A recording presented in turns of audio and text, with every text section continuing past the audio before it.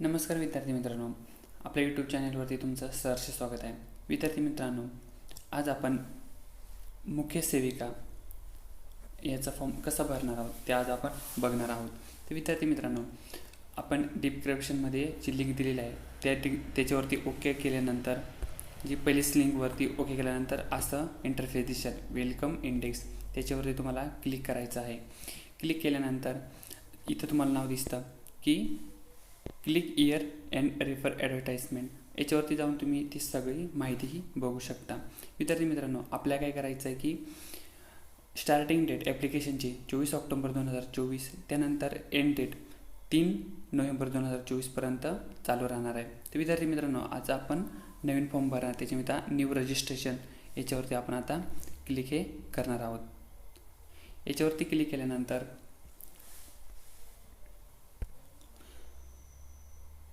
इथं क्लोज हे करून घ्यायचं आहे.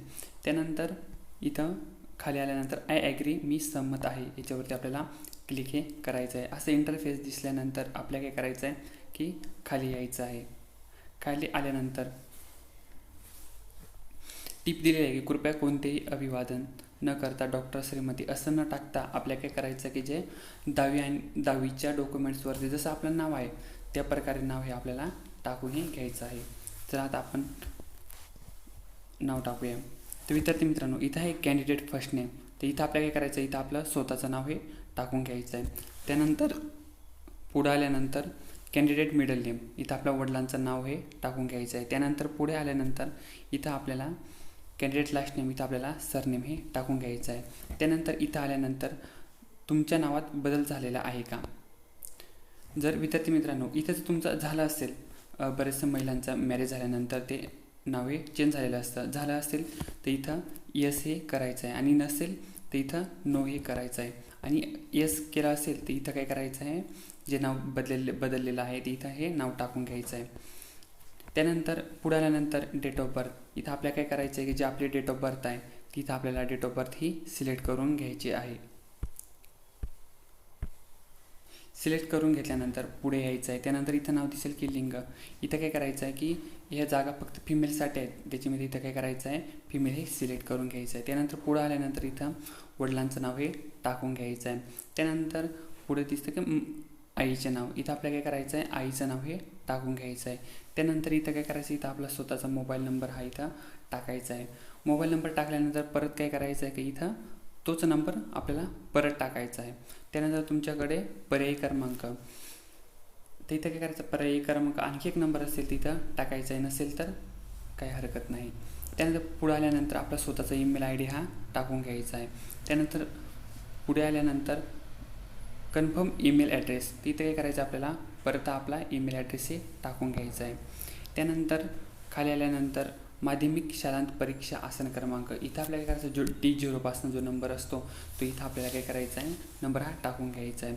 त्यानंतर पुढे आल्यानंतर मॅट्रिकचा महिना आणि वर्ष, तिथं आपण 10वी कधी पास झालो ते इथं आपल्याला हे टाकून हे घ्यायचं आहे. त्यानंतर पुढं आल्यानंतर इथं काय करायचं आहे की जे आपल्या गावाजवळचा सेंटर आहे तो सेंटर आपल्याला काय करायचा आहे इथं आपल्याला चूज हा करून घ्यायचा आहे. त्यानंतर दुसरा, कधी काय होतं की एखादं सेंटर फुल झाल्यानंतर दुसऱ्या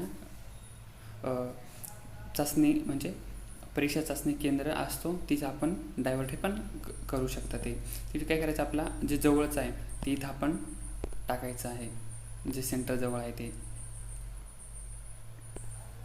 त्यानंतर पुढं आल्यानंतर आपल्याला काय करायचं आहे इथं ब्लूटिकवरती क्लिक करायचं आहे. त्यानंतर आपण काय करायचं इथं जनरेट OTP वरती क्लिक हे करायचं आहे. त्यानंतर असं इंटरफेस हे येणार आहे. ते गेल्यानंतर आपल्याला काय करायचं आहे की असं हे टाकून घ्यायचं आहे.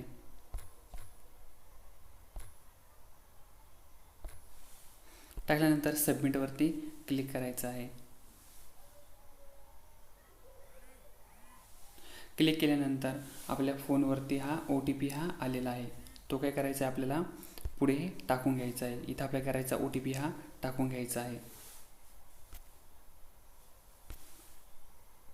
टाकल्यानंतर आपल्याला व्हॅलिड OTP वरती क्लिक करायचं. त्यानंतर OTP सक्सेसफुली असं इंटरफेस दिसणार. त्यानंतर ओके वरती आपल्याला क्लिक करायचं आहे. क्लिक केल्यानंतर आपल्याला काय करायचं आहे की इथं खाली आल्यानंतर मी सहमत आहे वरती चेकबॉक्सवरती टिक करायचं आहे. त्यानंतर खाली आल्यानंतर जो कॅप्चर आहे तो कॅप्चर तसाची तसा आपल्याला टाकून घ्यायचा आहे. इथं टाकून घेतल्यानंतर आपल्याला काय करायचं आहे, रिव्हेरीफायवरती आपल्याला हे क्लिक करायचं आहे. क्लिक केल्यानंतर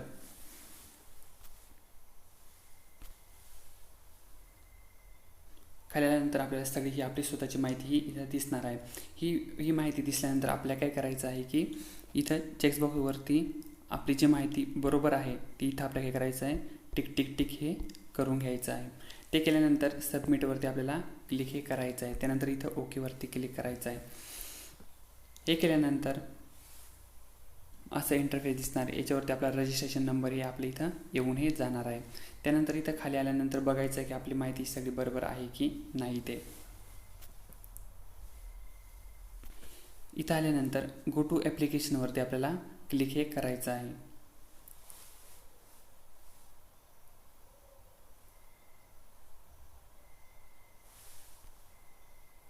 क्लिक केल्यानंतर इंस्ट्रक्शन इथं दिसणार आहे. ते आपल्याला काय करायचं आहे, क्लोज हे करून घ्यायचं आहे.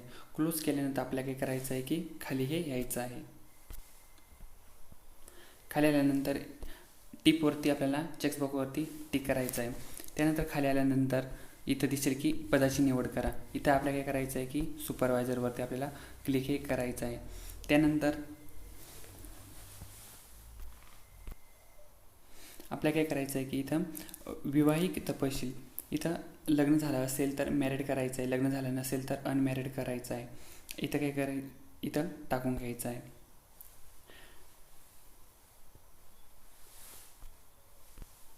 टाकून गेल्यानंतर खाली आल्यावर नंतर इथं नॅशनॅलिटी याच्यावरती आपल्याला इंडियनवरती क्लिक करायचं आहे. त्यानंतर तुम्ही महाराष्ट्राचे रहिवासी आहेत का, तर आहेतच, तर इथं येसवरतीच क्लिक हे करायचं आहे. आणि पुढे आल्यानंतर आदिवास प्रमाणपत्र, इथं जन्म प्रमाणपत्र किंवा शाळा सोडण्याचा दाखला, निगमित करणाऱ्या कार्यालयाचे संस्थाचे नाव, तिथं काय करायचं, डोमेसाईल सर्टिफिकेटचं इथं काय करायचं आहे, आपल्याला नाव हे इथं लिहायचं आहे.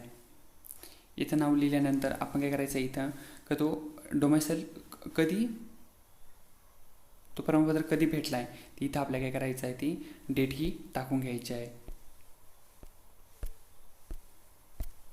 डेट टाकल्यानंतर डोमेसाईल सर्टिफिकेट किंवा बर्थ सर्टिफिकेट जो तुम्ही इथं डॉक्युमेंट देणार आहेत त्याचं काय करायचं, जो सिरियल नंबर आहे तो सिरियल नंबर हा इथं काय करायचा आपल्याला टाकून हा घ्यायचा आहे.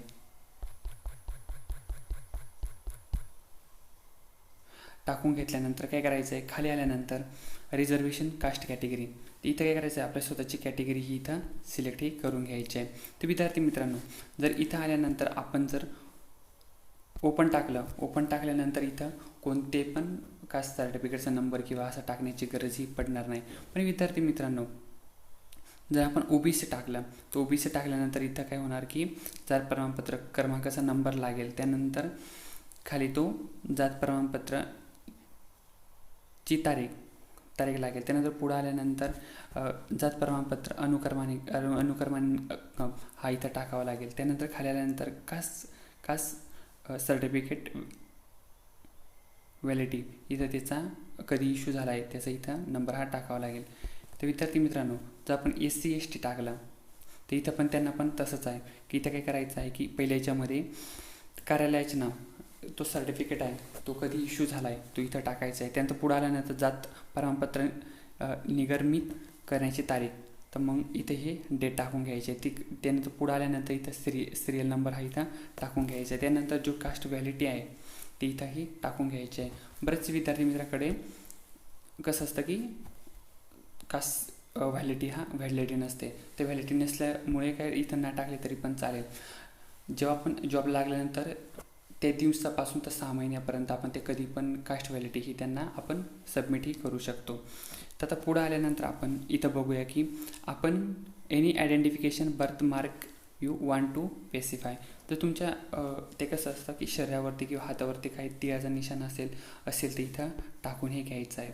जर असेल तर chest on male, mole on chest असंही इथं टाकून घ्यायचं, किंवा हँडवरती असेल तर इथं टाकून घ्यायचं, आणि नसेल तर इथं येणे करून दिलं तरी पण चालेल. खाली आल्यानंतर आपल्याकडे पॅन कार्ड आहे का, असेल तर येस करायचं आहे, नसेल तर नो करायचं आहे. असेल तर इथं आपल्याला करायचं आहे की नंबर हे टाकून घ्यायचा आहे.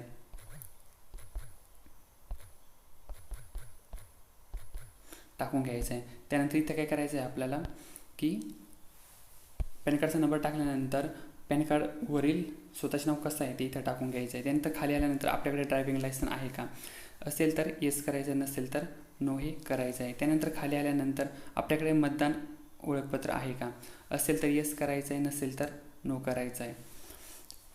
असेल तर त्यानंतर पुढे आल्यानंतर त्याचं ID हे टाकून घ्यायचं आहे. त्यानंतर तुमच्याकडे पासपोर्ट आहे का, असेल तर येस करायचं आहे, नसेल तर नो हे करायचं आहे. त्यानंतर तुमच्याकडे पासबुक आहे का, पासबुक सगळ्यांकडे असतो त्याच्यामध्ये येस हे करायचं आहे आणि इथं सगळी माहिती भरायची आहे. त्यानंतर खाली आल्यानंतर आम्ही ओळख प्रस्थापित करण्याची मी स्वेच्छेने माझा ओळखीचा पुरावा सादर करीत आहे, त्याच्यावरती क्लिक करून सेव्ह आणि नेक्स्टवरती क्लिक हे करायचं आहे. क्लिक केल्यानंतर डेटा सेव्ह सक्सेसफुलीवरती असं इंटरफेस दिसणार. त्यानंतर ओके हे करायचं आहे. त्यानंतर पुढे आल्यानंतर ॲडिशनल डिटेल, तिथं काय करायचं आहे की आपणास यापूर्वी कोणत्या परीक्षेसाठी प्रतिबंधित केले आहे का, तिथं काय करायचं, केलं असेल तर येस करायचं आहे, नसेल तर नो हे राहून द्यायचं आहे. त्यानंतर आपण आत्महत्येग्रस्त शेतकऱ्याचा मुलगा मुलगी आहेत का, असेल तर येस करायचं आहे, नसेल तर नो हे करायचं आहे. त्यानंतर राज्य केंद्र सरकारी कर्मचारी तपशील, तुम्ही काही गव्हर्नमेंट जॉबला आहेत का, असेल तर येस करायचं आहे, नसेल तर नो करायचं आहे. त्यानंतर महिला आरक्षण तपशील, तुम्हाला महिला आरक्षण अंतर्गत अर्ज करायचा आहे का, करायचं असेल तर येस करायचं, नसेल तर नो हे करायचं आहे. त्यानंतर आपण प्रकल्पग्रस्त आहात का, असेल तर येस करायचं आहे, नसेल तर नो हे करायचं आहे. त्यानंतर आपण भूकंपग्रस्त आहेत का, असेल तर येस करायचं आहे, नसेल तर नो हे करायचं आहे. त्यानंतर तुम्ही माजी सैनिक आहेत का, असेल तर येस करायचं आहे, नसेल तर नो हे करायचं आहे.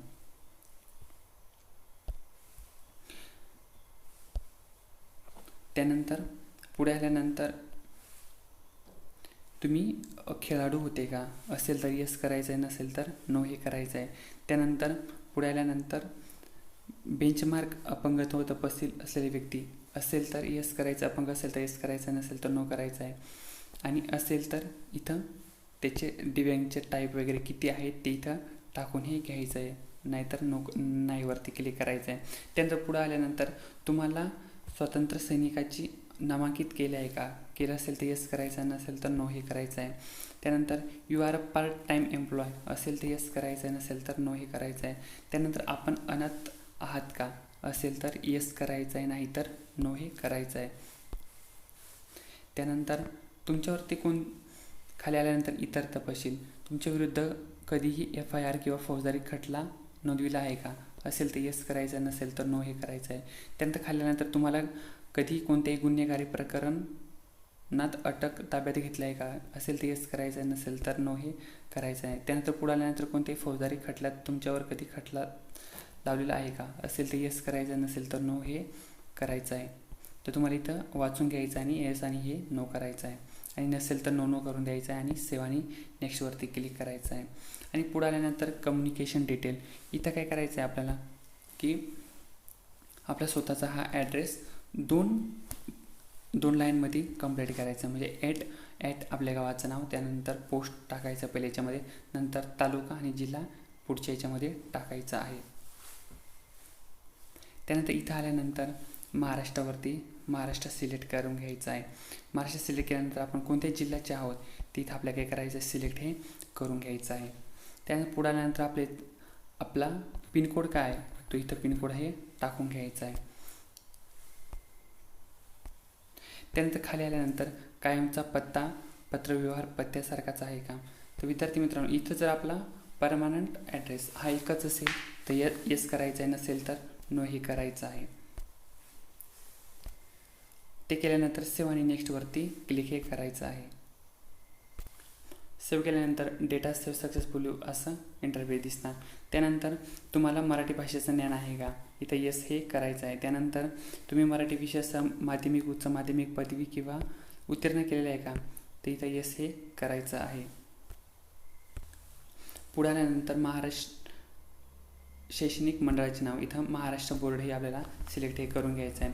त्यानंतर शाळा संस्थेचे नाव, इथं आपल्याला शाळेचं नाव हे स्वतःचं टाकून घ्यायचं आहे. त्यानंतर गुणांची टक्केवारी, तर इथं काय करायचं आहे की आपलं जे पर्सेंटेज असो किंवा CGPA असो ते आपल्याला क्लिक करायचं आहे. पर्सेंटेजवरती क्लिक केल्यानंतर आपल्याला कितीपैकी किती मार्क होते ते इथं आपल्याला काय करायचं आहे, टाकून हे घ्यायचं आहे. प्राप्त गुण, आपल्याला किती मार्क पडले ते इथं टाकून हे घ्यायचे आहेत. त्यानंतर पुढे आल्यानंतर जास्तीत जास्त गुण म्हणजे 600पैकी 10वी होतं, ते आपल्या मिळतात 600पैकी किती पडले ते इथं टाकून घेतल्यानंतर पर्सेंटेज ऑटोमॅटिक पुढे येऊन जातात. त्यानंतर मॅट्रिक महिना पास झाल्याचं इथं ऑलरेडी आलेलं आहे. त्यानंतर 12वीचं आहे की आपण महाराष्ट्र बोर्डमध्ये पास झालो की ऑदर असेल ते इथं टाकून घ्यायचं आहे. महाराष्ट्र बोर्डमध्ये टाकण्यानंतर इथं आपल्याला काय करायचं, आपल्या शाळेचं नाव हे टाकायचं आहे. त्यानंतर त्याचप्रमाणे पुढे आल्यानंतर गुणांची टक्केवारी, पर्सेंटेजमध्ये होती की CGPA होती ती इथं टाकून घ्यायचं आहे.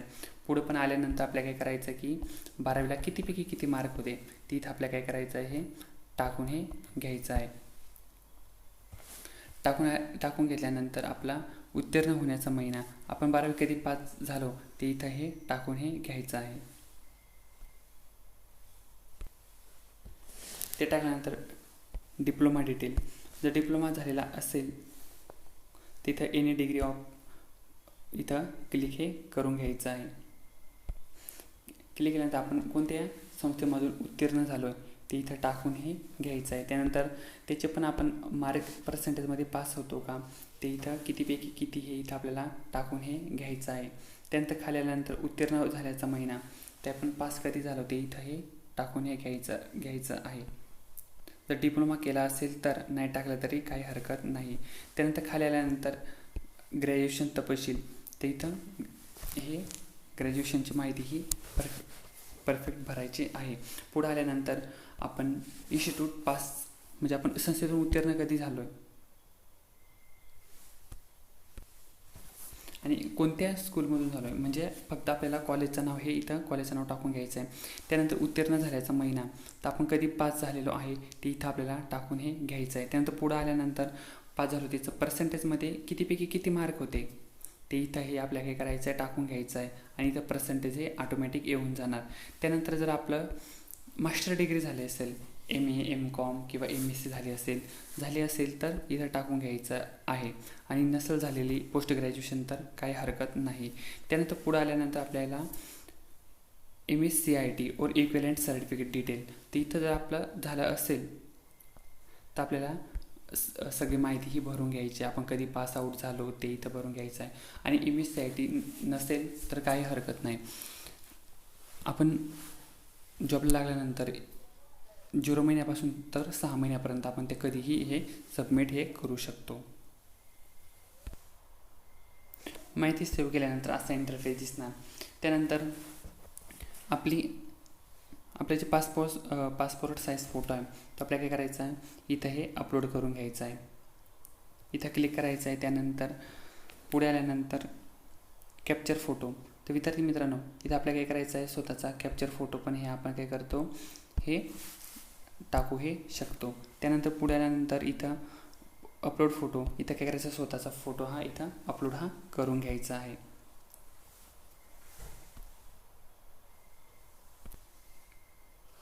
आपल्याला काय करायचं आहे की आपला फोटो जे आहे ते 80 KB ते 200 KBच्या मध्ये हे पाहिजे. तर विद्यार्थी मित्रांनो जर तुम्हाला रिसाईज फोटो वगैरे करायचे असतील तर तुम्हाला मी डिस्क्रिप्शनमध्ये लिंक ही देऊन देणार, त्याच्यामध्ये जाऊन तुम्ही फोटो हे रिसाईज हे करू शकतो. तर इथं काय करायचं आहे की आपले फोटो हे पहिलं अपलोड हे करायचं आहे. ते केल्यानंतर पुढे आपली सिग्नेचर ही अपलोड करायची आहे. सिग्नेचर अपलोड केल्यानंतर पुढे 10वीचं प्रमाणपत्र अपलोड करा, इथं ते अपलोड करायचं. त्यानंतर पुढे आल्यानंतर 12वीचं हे मार्कशीट अपलोड करायचं आहे. त्यानंतर पुढे आल्यानंतर ग्रॅज्युएशनचं हे करायचं आहे. त्यानंतर असेल तर डिप्लोमाचं करायचं आहे. त्यानंतर पुढे असेल पोस्ट ग्रॅज्युएशनचं तर अपलोड करायचं आहे. त्यानंतर पुढे आपला आदिवासी डोमेसाईल झाला, बर्थ सर्टिफिकेट झाला, हे तिघांपैकी एक हे अपलोड करायचं आहे. पुढे आल्यानंतर तुमचा स्कॅन असला MSCITचा किंवा इक्विवलेंट डिटेलवर जिथे सर्टिफिकेट असेल तर अपलोड हे करायचं आहे, नसेल तर राहून द्यायचं आहे. त्यामुळे पुढे आल्यानंतर आपले जातीचे प्रमाणपत्र कास्ट सर्टिफिकेटचे अपलोड करायचं आहे. आणि पुढे जर कास्ट व्हॅलिडिटी नसेल तर इथं त्याची पावती पण अपलोड केली तरी पण चालेल, किंवा पुढच्या 6 महिन्यामध्ये ते अपलोड केलं, डॉक्युमेंट अपलोड केलं तरी पण चालतं पास झाल्यानंतर. त्यानंतर पुढे आल्यानंतर तुम्ही मराठी विषयांचा जे आपण 10वी किंवा 12वीमध्ये हे शिकलेलं असतो ते इथं अपलोड केलं तरी पण चालतं. त्यानंतर पुढे आल्यानंतर आपले पॅन कार्ड अपलोड करा. आपले पॅन कार्ड असेल तर इथं अपलोड केलं तरी चालेल. पुढे असल्यानंतर तुमच्याकडे एखादं डॉक्युमेंट असेल, इतर संबंधित कागदपत्र असेल तर अपलोड करायचं आहे, नसेल तर राहून द्यायचं आहे. त्यानंतर पुढे आल्यानंतर डिक्लेरेशन आहे. नंतर आपले जे चेकबॉक्स आहे ते सर्वचे सर्व क्लिक हे करायचे आहे सगळं डॉक्युमेंट झाल्यानंतर. पुढे आल्यानंतर इथं काय करायचं आहे की जे कॅप्चर दिसतं ते कॅप्चर इथं टाकून हे घ्यायचं आहे. ते झाल्यानंतर प्रिव्ह्यूवरती क्लिक हे करून आपली सगळी माहिती आहे ती बरोबर आहे की नाही ती चेक करायचं आहे. चुकलं असेल तर ती रिपेअर करून घ्यायची आहे, नसेल तर सबमिटवरती क्लिक हे करायचं आहे. सबमिट केल्यानंतर विद्यार्थी मित्रांनो इथं तुमचं फी हे येणार आहे. फी पेड केल्यानंतर तुम्हाला काय करायचं आहे की परत ज्या वेबसाईटवरती आपण पहिल्यांदा गेलो होतो त्या वेबसाईटवरती जाऊन तुम्हाला काय करायचं आहे की परत लॉग इन करून तिथे तुम्हाला प्रिंट ही डाउनलोड करून घ्यायची आहे. तर विद्यार्थी मित्रांनो असं आपण फॉर्म हे जवळपास स्टेप बाय स्टेप सगळं बघितलं आहे. जर फॉर्म भरताना काही अडचणी परत आल्यास तुम्ही कमेंट बॉक्समध्ये मला विचारू हे शकतात. विद्यार्थी मित्रांनो कोणती पण भरती पहिली आल्यानंतर आपण काय करतो की व्हिडिओ बनवत असतो. विद्यार्थी मित्रांनो चॅनल सबस्क्राईब करून ठेवा, जेणेकरून जी भरती येणार त्याचा आपण पहिल्यांदा फॉर्म भरून लगेच यूट्यूबवरती अपलोड करत असतो, जेणेकरून तुमची सगळे भरतीचे फॉर्म हे भरले जाणार. थँक्यू.